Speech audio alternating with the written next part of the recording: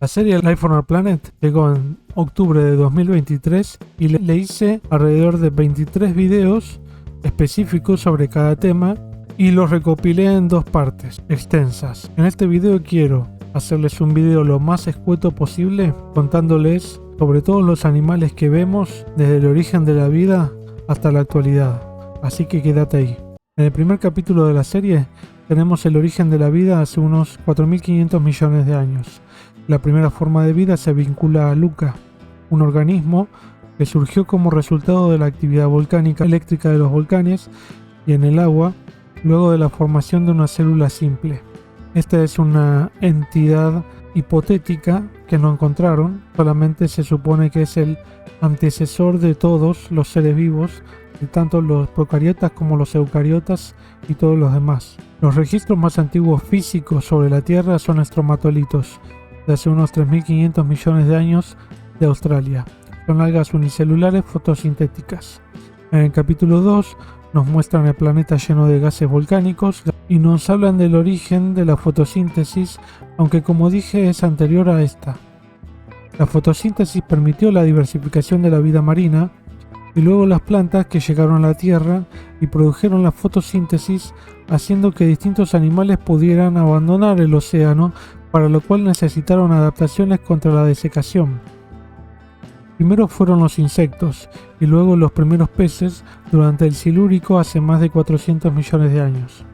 Aún en el agua hace 530 millones de años aproximadamente vemos a la Anomalocaris, que tenía varios segmentos articulados porque era un artrópodo, el primer o uno de los primeros grandes predadores artrópodos, y los trilobites, que fueron de los primeros artrópodos con gran diversidad.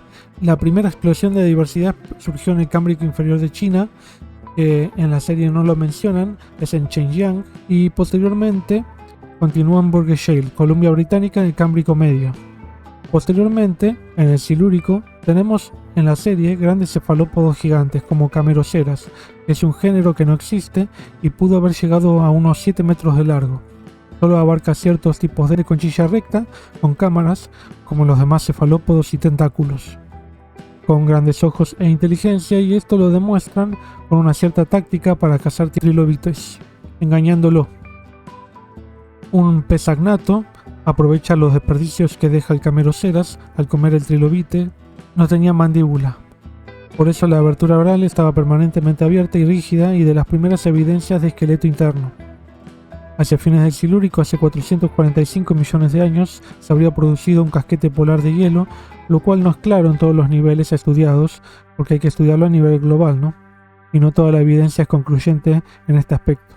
Y hace 444 millones de años se habría descongelado por acumulación de gases de invernadero, quién sabe. Esto permitió la explosión de diversidad posterior, de nuevo, quién lo sabe.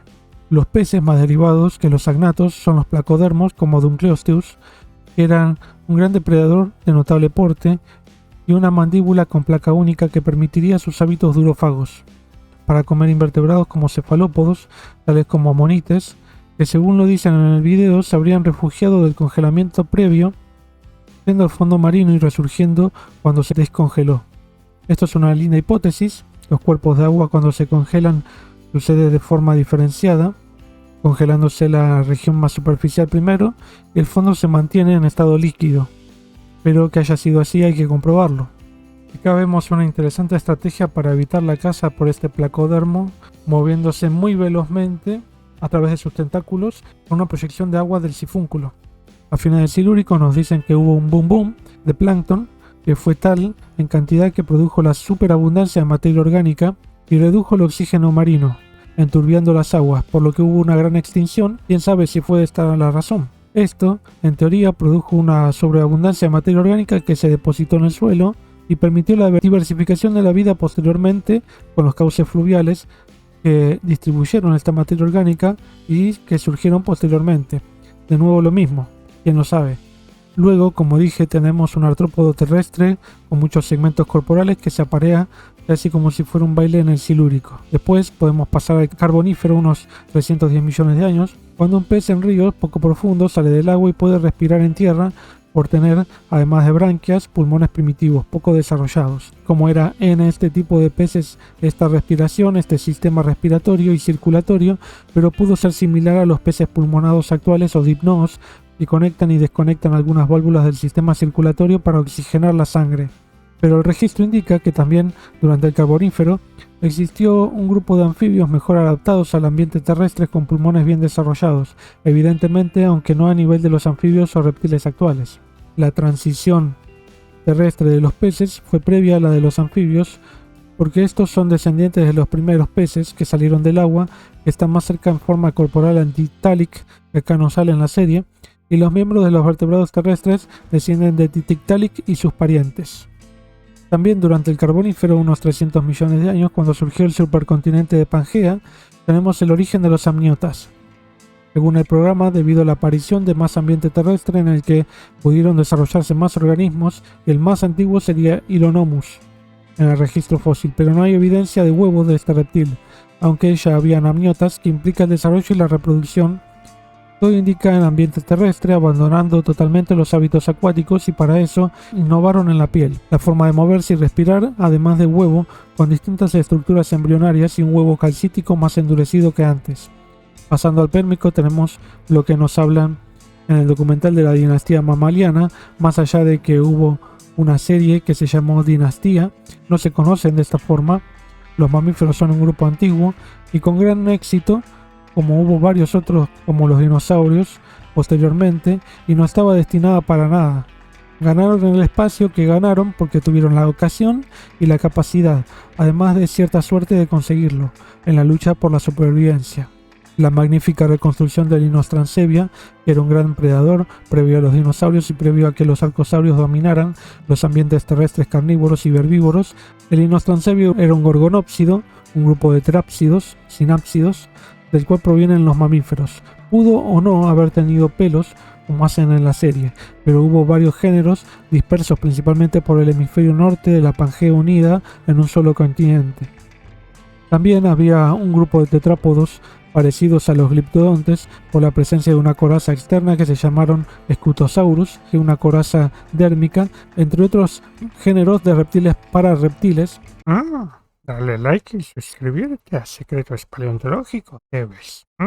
Que se extinguieron a fin del Pérmico, el cual está marcando el inicio del Triásico, cuando hubo una extinción masiva que aniquiló la mayor parte de los seres vivos sobre la Tierra, que pudo haber sido causada por actividad volcánica o alguna otra razón desconocida aún. No están los sospechosos de siempre, como los asteroides. Puede que luego los hongos hayan tomado su espacio gracias a su gran capacidad de supervivencia. Esto se supone, es una hipótesis, no está del todo claro. El único sobreviviente de la extinción pérmica que pasa al Triásico inferior en esta sección es el dicinodonte Lystrosaurus, que estaba presente en grandes regiones del hemisferio norte, como nos dicen en la serie. Se supone vivió en cuevas, ya que hay muchos registros en Argentina, por ejemplo, pertenecientes a dicinodontes, pero también a cinodontes, porque son cuevas más pequeñas. A pesar de que nos muestran un solitario Lystrosaurus, muy bien reconstruido por cierto, que podría haber aprovechado también muy bien los pocos recursos alimenticios que pudieron haber sobrevivido, no era el único género de dicinodonte durante el Triásico inferior, sino el más abundante durante esta época posterior a la gran extinción, lo cual podría ser en parte por sesgo del registro, en el cual ciertos hábitos del Lystrosaurus beneficiaba que se junten para alguna actividad particular y queden preservados de esta forma. Además, junto con Lystrosaurus tenemos un predador triásico que fueron abundantes, aunque esta especie en particular no sobrevivió posteriormente al Triásico superior, su estirpe sí lo hizo. La forma de andar del Erythrosuchus no se ve muy bien porque tenían los miembros más verticales, no parecidos a cocodrilos o al dragón de Komodo como hacen en la serie. Eran algo distinto a todo lo que hay ahora. Los Lystrosaurus, por cierto, no debieron haber sido tan tontos como para desfilar por delante del Erythrosuchus para que se los comiera. Pasando al Triásico superior, hace unos 234 millones de años, tenemos el evento pluvial carniano, que es un gran periodo de lluvia abundante durante alrededor de 1 millón de años, que habría permitido la radiación evolutiva de los arcosaurios, entre ellos los dinosaurios, reptiles marinos y voladores. Un Plateosaurus representa el origen del gigantismo en dinosaurios. Este género sería el más grande sauropodomorfo del Triásico superior, por algunos millones de años hasta ahora. Poco después aparecerían otros más grandes en todo el mundo, pero los dinosaurios comenzaron a evolucionar antes, hace unos 231 millones de años, y ya había cierta diversidad como Eoraptor, Pisanosaurus o Herrerasaurus en Argentina, o Staurikosaurus o Saturnalia en Brasil, que compiten por quién tiene el dinosaurio más antiguo. En el caso del Herrerasaurus, de unos 4 metros de largo, tenemos un intento de este grupo de incrementar su tamaño. Todo lo anterior que aparece era más pequeño, pero este sería un saurisquio basal, no un sauropodomorfo. Posteriormente, el Plateosaurus, que no habría caminado en 4 patas en juveniles, pero parientes como Musaurus sí lo habrían hecho. Y lo que comentan sobre la respiración, que tuvieron que avanzar enormemente por un sistema de sacos aéreos en lugar de alvéolos pulmonares, que les permitía un sistema respiratorio mucho más eficiente para hacer que el intercambio gaseoso en los vasos sanguíneos y membranas les dé más y mejor oxígeno. Este tipo de respiración es totalmente distinto al de los mamíferos, que nunca llegaron al tamaño de los dinosaurios más grandes. Esto hizo que pasaran a aumentar su tamaño en parte, además de su neumaticidad, y surgieron los dinosaurios como el Diplodocus en el Jurásico de Norteamérica, con sus respectivos predadores como Allosaurus, que era el más grande del Jurásico superior de Norteamérica, algo más de 10 metros de largo. Probablemente un pariente sudamericano es Giganotosaurus. Se lo ve muy exagerado en su reconstrucción, pero los aspectos evolutivos están lindos. Bueno, acá nos muestran el mundo con una línea que indica la separación de distintas masas terrestres, como si la separación se produjera por rotación de magma a la superficie, formando lava. Esto no sucede de esa forma. En la actualidad vemos tierras que se separan entre sí, como en África, y no vemos este patrón en la separación. Los jóvenes Diplodocus están bastante bien con los cráneos altos y órbitas grandes que cambiaban a lo largo de la ontogenia. El Allosaurus se pelea con los Diplodocus grandes adultos y luego va por los juveniles. El ataque del Allosaurus se ve frustrado por el aroma de la humedad y la lluvia. No creo que haya sido así esto. Estos dinosaurios tenían un gran olfato. El origen de las plantas con flores, según esta serie, ocurrió en el Jurásico de Asia. Aunque hay mucha controversia con la edad de los depósitos de China, los registros indudables son del Cretácico inferior. Los mamíferos de grupos actuales surgieron en el Cretácico, algunos en el Jurásico también, del grupo de los marsupiales, y eran de reducido tamaño, aunque también habían mamíferos más grandes de grupos que se extinguieron. En otra región del mundo, en Asia, tenemos a Anchiornis, que se discute si era un dinosaurio no aviano cercano a los troodóntidos o si era un ave, y es perseguido por un Sinraptor que era gigante. Por lo tanto, este tendría que haber sido muy joven para querer comer un dinosaurio de 30 centímetros de largo.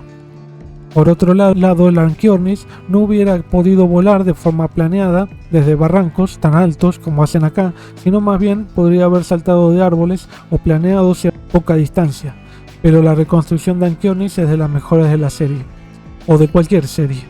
Pasando al Cretácico inferior, unos 110 millones de años, tenemos al Deinonychus, que está muy lindo. No se sabe de sus hábitos maternales o predatorios, que hubieran perseguido a su presa como lo muestran en la serie. Se cree que habría aprovechado cadáveres en zonas pantanosas, pero no es claro.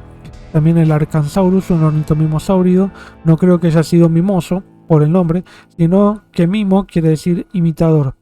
O sea que es un lagarto imitador de gallinas o aves. Está muy lindo y hay registro fósil fragmentario de ambos dinosaurios en el mismo sitio. Los hábitos de caza de Deinonychus, que según la serie serían en grupos, son comparados con los hábitos sociales de las termitas, lo cual no tiene nada que ver, y este comportamiento social de los insectos es mucho más complejo de lo que pudieron haber sido en los dinosaurios dromaeosáuridos. El Tyrannosaurus aparece heroicamente en un bosque para gritarle a una hembra y tratar de aparearse cuando por detrás aparece un asteroide que elimina a los dinosaurios, frustrando al Tyrannosaurus en su intento. También aparece detrás de unos árboles junto a sus crías y persigue muy lentamente a un Triceratops ayudado por sus crías adolescentes que aún no se emanciparon, y el Triceratops le da un golpe a una de ellas para poder huir del lento Tyrannosaurus adulto hasta que llega a la protección de la manada.